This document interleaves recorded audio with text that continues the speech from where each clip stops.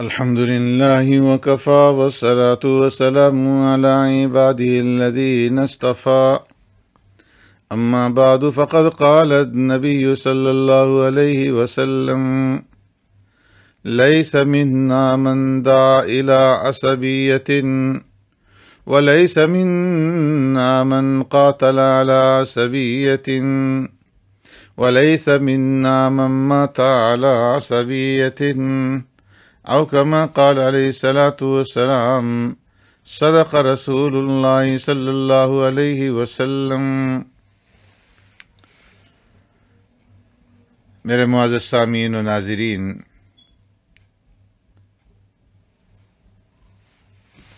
جو حدیث مبارکہ میں نے آپ کے سامنے تلاوت کی، اس کے راوی حضرت جبیر ابن مطعم رضی اللہ تعالیٰ عنہ ہیں۔ وہ فرماتے ہیں کہ پیارے پیغمبر صلی اللہ علیہ وسلم نے ارشاد فرمایا، لیس منا من دعا الی عصبیۃ، کہ جو شخص عصبیت کی طرف بلانے والا ہو وہ ہم میں سے نہیں ہے۔ ولیس منا من قاتل علی عصبیۃ،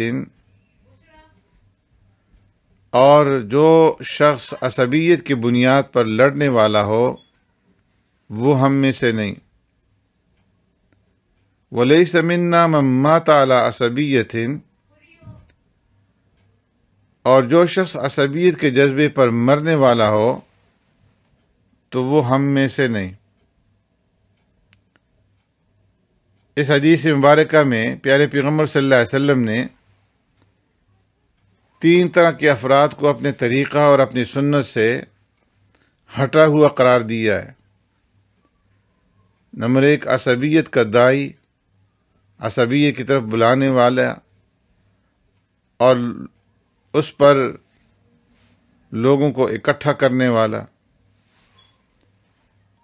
عصبیت کی بنا پر جنگ کرنے والا،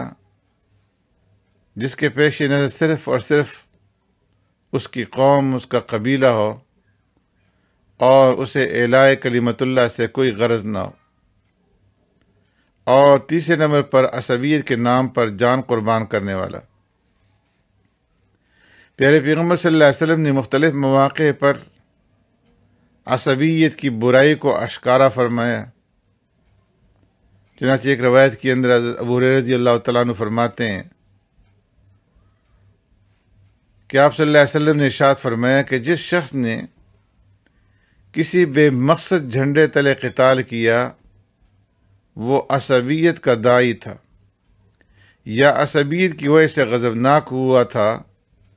تو ایسے شخص کی موت جاہلیت کی موت ہے۔ عصبہ عربی زبان میں والد کے رشتہ داروں کو کہتے ہیں، اور معاشرے کے اندر چونکہ عموماً باپ کے رشتہ داروں کی وجہ سے خاندان کو قوت اور طاقت اور تقویت حاصل ہوتی ہے،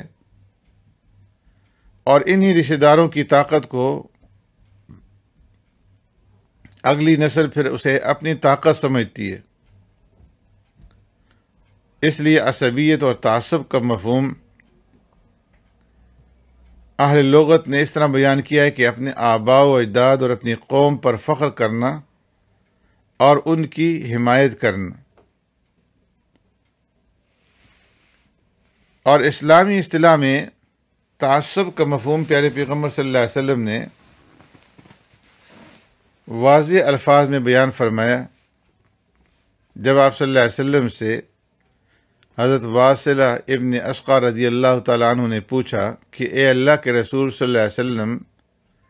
عصبیت کیا چیز ہے؟ تو پیارے پیغمبر صلی اللہ علیہ وسلم نے ارشاد فرمایا کہ ان تعین قومک علی الظلم، عصبیت یہ کہ تم ظلم پر اپنی قوم کی حمایت کرو۔ حضرت عبداللہ بن مسعود رضی اللہ تعالیٰ عنہ سے روایت ہے کہ پیارے پیغمبر صلی اللہ علیہ وسلم نے ارشاد فرمایا، جو اپنی قوم کی ناحق مدد کرتا ہے وہ اس اونٹ کی طرح ہے جو کسی کنویں میں گر گیا ہو اور اس کو دم سے پکڑ کر نکالا جا رہا ہو۔ جس طرح یہ ناممکن ہے کہ کنویں کے اندر گرے ہوئے اونٹ کو دم سے پکڑ کر کے نکالا جائے، اسی طریقے سے قوم کی ناحق مدد کرنے سے عزت حاصل کرنا ہمیں کہ یہ بھی ناممکن ہے۔ اسلامی احکام کے مطابق خاندان، قبیلوں، برادریوں، ذاتوں، علاقوں، صوبوں اور شہروں کی تقسیم اور ان کی بنا پر انسانوں کی تقسیم خلاف فطرت نہیں بلکہ فطرت کے عین مطابق ہے۔ اللہ رب العزت ارشاد فرماتے ہیں، یا ایھا الناس انا خلقناکم من ذکر وانثی وجعلناکم شعوبا وقبائل لتعارفوا ان اکرمکم عند اللہ اتقاکم۔ اے لوگو، ہم نے تمہیں ایک مرد اور ایک عورت سے پیدا کیا اور تمہیں مختلف قومیں اور خاندان بنایا تاکہ تم میں ایک دوسرے کو شناخت کر سکو۔ اللہ کے نزدیک تم میں سے زیادہ عزت والا وہ شخص ہے جو تم میں سب سے زیادہ پرہیزگار ہو۔ امام بغوی رحمۃ اللہ تعالی علیہ فرماتے ہیں کہ یہ آیت فتح مکہ کے موقع پر نازل ہوئی جب پیارے پیغمبر صلی اللہ علیہ وسلم نے حضرت بلال حبشی رضی اللہ تعالیٰ عنہ کو اذان دینے کا حکم فرمایا۔ قریش مکہ جو ابھی تک مسلمان نہیں ہوئے تھے، ان میں سے ایک شخص نے کہا، خدا کا شکر ہے کہ میرے والد پہلے ہی وفات پا گئے، ان کو یہ برا دن دیکھنا نہ پڑا۔ حارث ابن ہشام نے حضرت بلال رضی اللہ تعالیٰ عنہ کے رنگ کے حوالے سے سخت کلمات کہے۔ ابو سفیان بولا کہ میں کچھ نہیں کہتا کیونکہ مجھے خطرہ ہے کہ میں کچھ کہوں گا تو آسمان کا مالک ان کو خبر کر دے گا۔ اور میں اس موقع پر جبریل امین تشریف لائے اور اس آیت کریمہ کا نزول ہوا، یا ایھا الناس انا خلقناکم من ذکر وانثی وجعلناکم شعوبا وقبائل لتعارفوا۔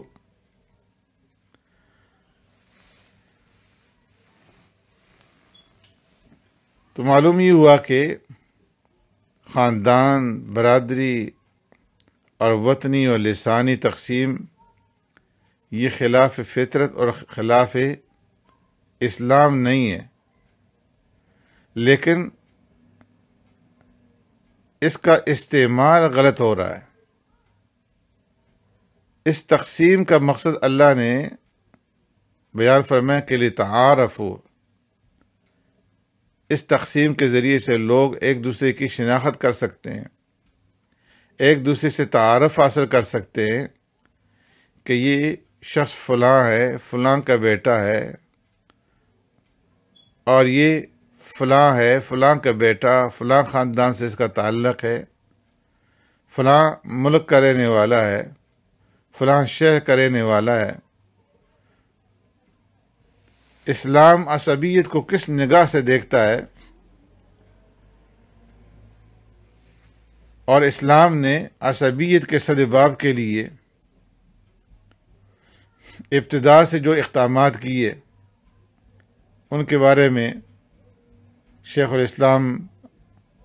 حضرت مولانا مفتی محمد تقی عثمانی مد ظلہ العالی فرماتے ہیں کہ عصبیت کا مزاج قرآن کی تعلیم کے بالکل خلاف ہے۔ اس عصبیت کی نگاہ میں غیر قوم یا غیر وطن کا آدمی ایک مہمان کی حیثیت سے تو اچھے سے اچھے سلوک کا مستحق ہو سکتا ہے، لیکن اسے اپنا کسی حال میں نہیں سمجھا جا سکتا، اور وہ علم اور فضل کے اعتبار سے چاہے کتنے ہی بلند مقام پر فائز ہو، اخلاق اور کردار کے لحاظ سے کتنا ہی اونچا مقام رکھتا ہو، اور جسمانی اور فکری صلاحیتوں کے اعتبار سے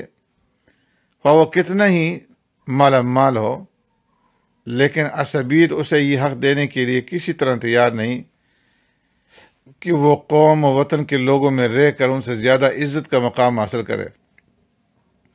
اور زندگی کے مسائل میں ان کا رہنما بن سکے یا ان پر کسی درجے کی حکمرانی کر سکے۔ پیارے پیغمبر صلی اللہ علیہ وسلم نے اپنے قول و فعل سے بار بار اس غیر انسانی جذبے کو ختم کرنے کی کوشش فرمائی،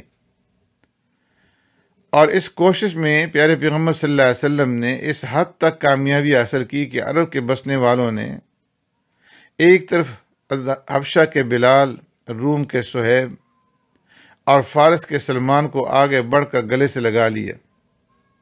اور دوسری طرف اپنی قوم اور وطن کے ابو جہل اور ابو لہب کے خلاف تلوار لے کر کے نکلے، اور عملاً اس بات کا اعلان کر دیا کہ جو خدا کا دوست ہے وہ ہمارا ہے، خواہ اس کا تعلق کسی ملک سے ہو، کسی قوم سے ہو، اور کسی خاندان کے ساتھ اس کا تعلق ہو، اور جو خدا کا دشمن ہے وہ ہمارا دشمن ہے، وہ ہمارا نہیں ہے، چاہے گوشت پوش کے اعتبار سے اس کا ہم سے کتنا ہی قریبی تعلق اور قریبی رشتہ کیوں نہ ہو۔ یہاں پر یہ بات بھی یاد رکھیں کہ اپنے خاندان یا اپنی قوم سے محبت رکھنا میں یہ عصبیت کے اندر شامل نہیں۔ ایک مرتبہ ایک شخص نے پیارے پیغمبر صلی اللہ علیہ وسلم سے سوال کیا کہ آدمی اپنی قوم سے محبت کرے تو کیا یہ عصبیت میں داخل ہے؟ آپ صلی اللہ علیہ وسلم فرمایا کہ نہیں، عصبیت تو یہ ہے کہ کوئی شخص اپنی قوم کی حمایت کرے حالانکہ وہ ظلم کر رہی ہو۔ تو اگر قوم ظلم کر رہی ہے، ظالم ہے، اور پھر بھی اس کی حمایت کرے تو یہ عصبیت کے اندر داخل ہوگا۔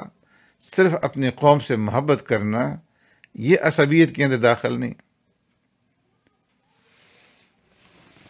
اگر آدمی کی اپنی قوم کے اوپر ظلم ہو رہا ہو، وہ ظلم کے اندر پس رہی ہو،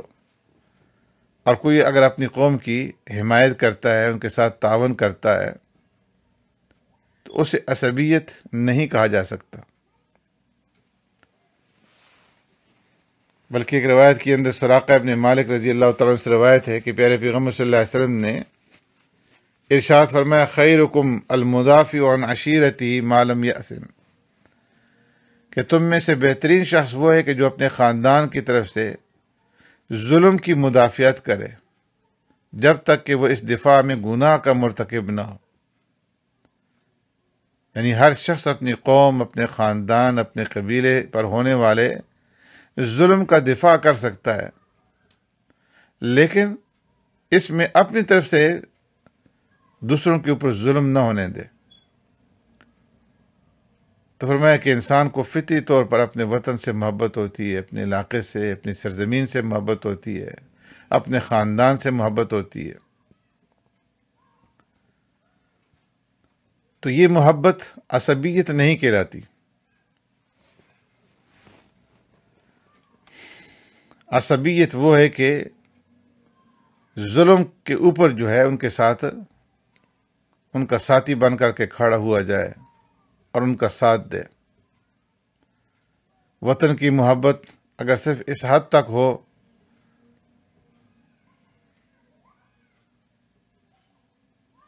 تو پھر تو جائز ہے، کوئی بری بات نہیں ہے، اس لیے کہ یہ فطری محبت ہے۔ حدیث میں ہے کہ مدینہ طیبہ کو وطن قرار دینے کے بعد جب پیارے پیغمبر صلی اللہ علیہ وسلم سفر سے واپس مدینہ منورہ تشریف لاتے تھے اور جبل احد پر نظر پڑتی تھی تو آپ صلی اللہ علیہ وسلم فرمایا کرتے تھے، ھذا جبل یحبنا ویحبہ، یہ وہ پہاڑ ہے کہ جس سے ہم محبت کرتے ہیں اور وہ ہم سے محبت کرتا ہے۔ تو فرمایا کہ اگر محبت اپنے معقول حدود سے تجاوز کر جائے اور اس کی وجہ سے انسان وطن کی ہر چیز، اپنی اور باہر کی ہر چیز کو پرائی سمجھنے لگے تو اس کا نام تعصب ہے، اور اس سے اسلام شدید نفرت کرتا ہے۔ نبی کریم صلی اللہ علیہ وسلم نے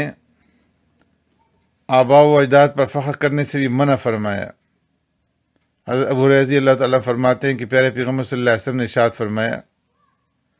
اللہ تعالیٰ نے جاہلیت کے غرور اور تکبر اور آباء و اجداد پر فخر کرنے کی رسم کو ختم کر دیا۔ مومن خوشبخت اور فاجر بدبخت ہے۔ فرمایا تم سب آدم کی اولاد ہو اور آدم مٹی سے پیدا کیے گئے تھے۔ لوگوں کو چاہیے کہ وہ اپنی قوموں پر فخر کرنا چھوڑ دیں، وہ جہنم کے کوئلے بن چکے ہیں۔ اللہ تعالیٰ کے نزدیک زمین پر چلنے والے خشرات سے بھی زیادہ اب وہ کم حیثیت ہے۔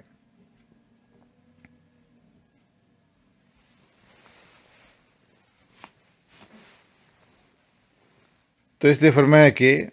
اللہ رب العزت نے قوم، خاندان اور قبیلوں کی تقسیم کا مقصد محض تعارف بنایا ہے، اور اللہ تبارک و تعالیٰ نے خود اس کو بیان فرما دیا کہ لِتَعَارَفُوا، اس کا مقصد تعارف ہے۔ اور اس کے بعد فرمایا کہ اِنَّ أَكْرَمَكُمْ عِندَ اللَّهِ أَتْقَاكُمْ، اللہ کے نزدیک تم میں سب سے زیادہ عزت والا وہ شخص ہے جو تم میں سب سے زیادہ پرہیزگار ہے۔ لہٰذا اس بات کی ضرورت ہے کہ ہر قسم کے تعصب سے اپنے ذہنوں کو پاک کر کے صرف یہ بات ذہن نشین کر لی جائے کہ عزت اور ذلت کا جو معیار ہے وہ تقوی ہے۔ سبحانک اللہم و بحمدک، نشہد ان لا الہ الا انت، نستغفرک و نتوب الیک۔